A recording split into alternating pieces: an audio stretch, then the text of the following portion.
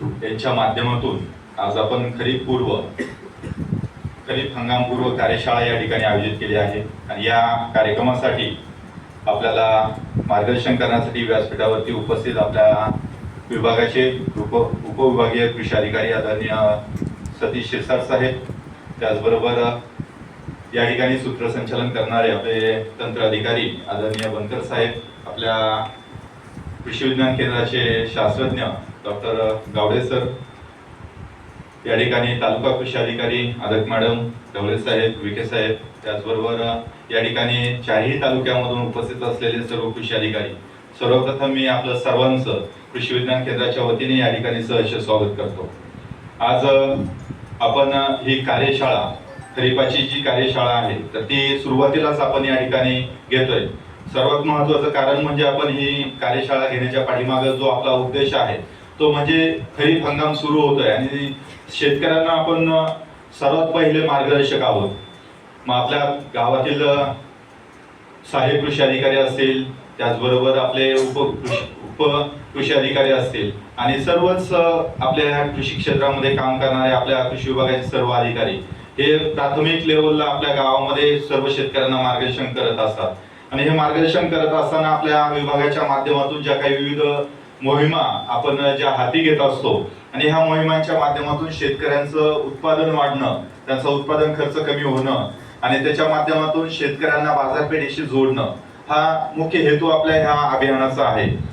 आणि ह्या अभियानाच्या माध्यमातून आपण शेतकऱ्यांना चांगल्या पद्धतीने मार्गदर्शन करावं। खऱ्या अर्थाने हा उद्देश डोळ्यासमोर ठेवून आपल्या ह्या काही 29 वेगवेगळ्या ज्या काही मोहिमा आहेत त्या साध्य करणं आणि हे साध्य करत असताना आपल्याला देखील या मोहिमेची माहिती असणं हा खऱ्या अर्थाने उद्देश आपण डोळ्यासमोर ठेवला आणि हा आजच्या कार्यक्रमाचं आयोजन या ठिकाणी केलेलं आहे।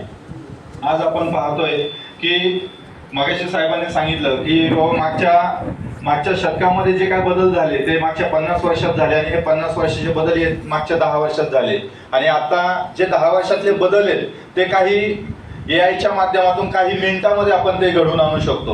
म्हणजे आज आपण पाहतोय की जे एखादी माहिती गोळा करण्यासाठी आपल्याला काही दिवस लागत होते, एखादा आर्टिकल बनवण्यासाठी, एखादी माहिती गोळा करण्यासाठी, माहिती घेण्यासाठी आपल्याला काही ठिकाणी जावं लागत होतं, विविध ठिकाणी भेटी द्यावं लागत होत्या, परंतु एआयच्या माध्यमातून आपण त्या एका क्षणात, एका मिनिटामध्ये आपण त्या गोष्टी तयार करू शकतो। आज एआयच्या माध्यमातून आता विखे साहेबांशी बोलताना त्यांनी दाखवलं की एआयच्या माध्यमातून विविध जे काही आपले मोहिमा आहेत त्याचे प्रेझेंटेशन्स आपण कशा पद्धतीने करू शकतो।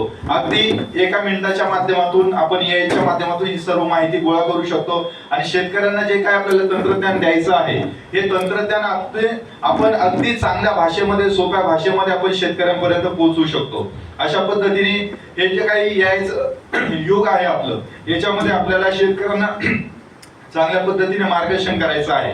आज आपल्या कृषी विज्ञान केंद्राच्या माध्यमातून आपण काम करत असताना केंद्र शासन जे आहे तर त्याच्या माध्यमातून मागच्या वर्षी आपण विकसित कृषी संकल्प अभियान हे अभियान राबवलं होतं आणि त्याच्यामध्ये आपलं सर्वांचं खूप मोठं योगदान आपल्याला लाभलं होतं। त्याचबरोबर ह्या वर्षी देखील जे आपण मोहिमा राबवणार आहोत, येणाऱ्या काळामध्ये कृषी विज्ञान केंद्राचा विकसित कृषी संकल्प अभियान हे देखील योग घालणार आहे आणि त्याच्या सोबत आपण एकमेकांसोबत राहून हे अभियान आपण चांगल्या पद्धतीने राबवू। त्याच्यामध्ये आपला सर्वात महत्त्वाचा जो काही घटक आहे तर तो उत्पादन खर्च जो शेतकऱ्यांचा आहे तो कमी करणं असेल। त्याचबरोबर आपल्याला जे काही शेतकऱ्यांना उत्पादन वाढीमध्ये ज्या काही त्रुटी येतात, अडचणी येतात तर त्या कशा पद्धतीने आपण कमी करू शकतो त्या गोष्टींचा अंतर्भाव आपण त्याच्यामध्ये करू शकतो। आता साहेबांनी आपल्याला सांगितलं ज्या काही विविध गोष्टी आहेत, मग खरीपाच्या लागवडीच्या गोष्टी असतील, त्याचबरोबर बीजोत्पादन असेल, बीज प्रक्रिया असेल, अशा अनेक गोष्टी आहेत तर याचा अंतर्भाव आपल्याला याच्यामध्ये करायचा आहे। मग पीक प्रात्यक्षिका असेल, तंत्रज्ञानाचा वापर असेल, आज डिजिटल युगामध्ये तंत्रज्ञानाचा वापर खूप सोपा झालेला आहे। आज विविध ज्या काही गोष्टी आहेत, मग हवामानाचा जे काही एआयच्या माध्यमातून वेगवेगळे टूल्स आलेले आहेत, वेगवेगळ्या ज्या काही गोष्टी आहेत तर त्याचा आपण एआय आयओटीच्या माध्यमातून त्याचा वापर करणं आणि शेतकऱ्यांना त्याच्या माध्यमातून गायडन्स करणं। आज आपल्याकडं विविध जे काही हवामान केंद्र आहे तर याचा देखील आपण अभ्यास करणं, ते समजून घेणं आणि त्याच्या माध्यमातून शेतकऱ्यांना माहिती देणं हा देखील एक महत्वाचा विषय याच्यामध्ये आहे। आज आपण पाहतोय की खरीप हंगाम सुरू होतो। खरीप हंगाम सुरू होत असताना आपल्या विविध जी काही पीक पद्धती आहेत, महेश साहेबांनी सांगितलं की आपल्या प्रत्येक ठिकाणी जो काही हवामान विभाग आहे हा वेगवेगळा आहे। प्रत्येकाची माती त्या गावामधली वेगळी असेल, तिथल्या हवामानाची परिस्थिती वेगळी असेल। मग अशा परिस्थितीमध्ये आपल्याला शेतकऱ्यांना पीक विम्याविषयी माहिती देणं, पीक विमा कधी काढायचा, त्याचे कशा पद्धतीने आपण तो काढला गेला पाहिजे, त्याचे जे काय हप्ते आहेत ते किती आहेत, वेगवेगळी पिकं आहेत, ही सर्व माहिती आपल्याला शेतकऱ्यांना द्यायची। आणि ही सर्व माहिती आपल्याला डोक्यात ठेवण्या म्हणजे गरज नाहीये। आज आपल्याकडे कृषी विभागाचं जे काही महाविस्तार ऍप आहे याच्यामध्ये सर्व माहिती आपल्याला उपलब्ध आहे। तर त्याचा जास्तीत जास्त वापर करून आपण शेतकऱ्यांपर्यंत त्याची माहिती पोहोचवणं गरजेचं आहे। त्याचबरोबर आज आपण पाहतोय की आपल्याला जो काही बाजारभाव असतील ते अनेकदा आपल्याला मिळत नाही, किंवा शेतकऱ्यांची मोठी ओरड असते की आम्हाला बाजारभाव भेटत नाही। परंतु आपल्याला याचं नियोजन करण्यासाठी आपल्याला पीक पाहणी किंवा पिकाची नोंदणी करणं महत्वाचं असतं। मग अशा परिस्थितीमध्ये आपल्याला ई पीक पाहणी ही देखील शेतकऱ्यांना सांगणं तितकंच महत्वाचं आहे। मग याच्या माध्यमातून आपण सर्वांना माहिती आहे का ई पीक नोंदणीचं जे काय ऍप आहे त्याच्यावरती जाऊन आपण सर्वजण करत आहात, परंतु वारंवार आपल्याला शेतकऱ्यांना त्याची आठवण करून द्यावं लागते। हा देखील आपल्या मोहिमेचा एक मोठा भाग आहे। डिजिटल फार्मिंगच्या माध्यमातून आज आपण पाहतो शेती शाळा सुद्धा आपल्या सर्व डिजिटल प्लॅटफॉर्मच्या माध्यमातून ई शेती शाळा झालेला आहे। तर याचा देखील आपण शेतकऱ्यांना योग्य माहिती आणि अचूक माहिती आपल्याला देणं गरजेचं आहे। याच्यामध्ये आपल्याला जो काही आपला वेळ आहे शेतकऱ्यांचा त्यांच्याकडे जाणं, त्यांना गोळा करणं, त्यानंतर तिथं परिस्थिती वेगळी असते, अनेक अडचणी असतात फील्डवरती आपल्याला माहिती आहे, बऱ्याचशा अडचणी असतात। परंतु जर आपण शेतकऱ्यांची ई पीक शेती शाळा जर घेतल्या तर एक साधारणतः आपण कोणत्याही वेळेमध्ये त्यांच्या उपलब्धतेनुसार संध्याकाळी घेऊ शकतो, दुपारी घेऊ शकतो, सकाळी घेऊ शकतो, कशाही पद्धतीने आपण त्यांच्या शेती शाळा घेऊ शकतो।